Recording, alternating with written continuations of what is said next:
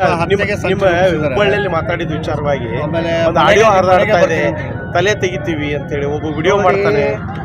ಮೊದಲೇದು ಹೇಳ್ತೀನಿ, ನಾನು ಸ್ಪಷ್ಟೀಕರಣ ಕೊಡ್ತಾ ಇದ್ದೀನಿ. ನಾನು ಪ್ರವಾದಿ ಮೊಹಮ್ಮದ್ ಪೈಗಂಬರ್ ಅವರು ಅಂತೇಳಿ ಎಲ್ಲಿ ಹೆಸರು ತಗೊಂಡಿಲ್ಲ. ನಾನು ಮಾತಿನ ವೇಗದಲ್ಲಿ ಮೊಹಮ್ಮದ್ ಅಲಿ ಜಿನ್ನಾ ಅಂತೇಳಿ ಹೇಳುವ ಬದಲಿ ಅಷ್ಟೇ ಕಟ್ಟಾಗಿತ್ತು. ಮೊಹಮ್ಮದ್ ಅಲಿ ಜಿನ್ನಾ ಥರ ಇವತ್ತು ಉದ್ಧವ್ ಠಾಕ್ರೆ ವರ್ತನೆ ಮಾಡ್ತಾ ಇದ್ದಾನೆ ಅಂತ ಹೇಳಬೇಕಾಗಿತ್ತು. ಒಂದು ವರ್ಡ್ ಅಡ್ಡೆ ಇದೆ.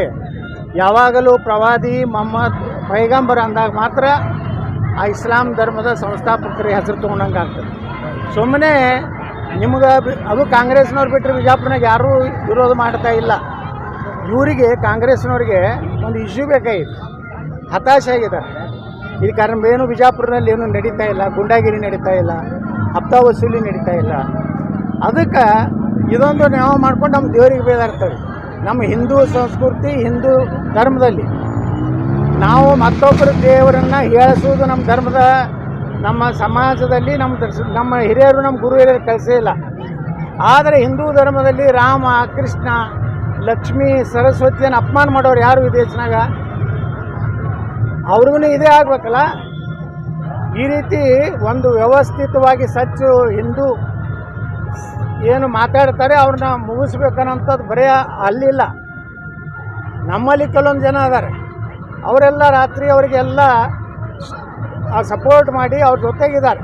ಆದರೆ ಅವರು ಭಾಳ ಈಗಿರುವ ಒಂದು ಇಶ್ಯೂ ಸಿಕ್ಕಿದೆ, ಇದರಾಗೆ ಮುಗಿಸ್ಬಿಡೋಕೆ ಯತ್ನಾಳ್ತಾರೆ. ಯತ್ನಾಳ್ ಮುಗಿದಿಲ್ಲ. ಇಡೀ ಕರ್ನಾಟಕದ ಹಿಂದೂಗಳು ನನ್ನ ಜೊತೆಗಿದ್ದಾರೆ. ನೀವೇನಾರು ಅದು ತಿಳ್ಕೊಂಡಿದ್ರೆ, ನೀವೇನಾರೇ ನನ್ನನ್ನು ಮುಗಿಸ್ಬೇಕಂದಿದ್ರೆ ಕರ್ನಾಟಕದಲ್ಲಿ ಬೆಂಕಿ ಹತ್ತದು. ಇದನ್ನು ಈಗಾಗಲೇ ಪೊಲೀಸ್ ಇಲಾಖೆದವರು ಭಾಳ ಸಂಪೂರ್ಣ ತನಿಖೆ ಮಾಡ್ತಾಯಿದ್ದಾರೆ. ಆ ತನಿಖೆ ಬರಲಿ, ಅದರೊಳಗೆ ಯಾರ್ಯಾರು ಅನ್ನೋದು ಹೊರಗೆ ಬರ್ತದೆ. ಇಲ್ಲಾಂದ್ರೆ ತನಿಖೆ ಮಾಡ್ಲಿಕ್ಕೆ ನಿಪಕ್ಷಪಾತವಾಗಿ ರಾಜ್ಯ ಸರ್ಕಾರಕ್ಕೆ ಹಾಕಿದ್ರೆ ಏನೇ ಕೊಡಲಿ. ಇದೇ ವಿಚಾರವಾಗಿ ವೇದಿಕೆ ಮೇಲೆ ಅದು ತನಿಖೆ ಮಾಡ್ಲಕತ್ತಾರ. ಶ್ರೀನಿವಾಸ್ ಅಂತೇನೋ ನಾನು ಕೇಳೀನಿ. ಅದು ಯಾಕೆ ಇಟ್ಕೊಂಡಿದ್ದ ಏನೋ ನನಗೆ ಗೊತ್ತಿಲ್ಲ. ಅದರ ಉದ್ದೇಶ ಏನಿತ್ತು ಗೊತ್ತಿಲ್ಲ.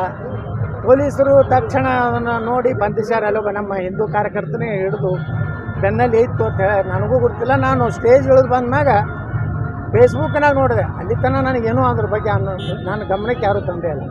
ಸರ್, ಈಗ ನಿಮ್ಮ ಮನೆಗೆ ನುಗ್ತೀನಿ, ಅವ್ರ ಮನೆಗೆ ಹೋಗೋಣ, ಇಲ್ಲಿ ಈ ರೀತಿ ಅಂದರೆ ಒಂದು ರೀತಿ ಗಲಭೆ ಎಬ್ಸೋ ಯಾರು ಪ್ರೆಸ್ ಮೀಟ್ ಮಾಡ್ಯಾರಲ್ಲ ಇಲ್ಲಿ, ಅವರು ಎಲ್ಲರೂ ಅದು ಹಿಂದಿದ್ದಾರೆ.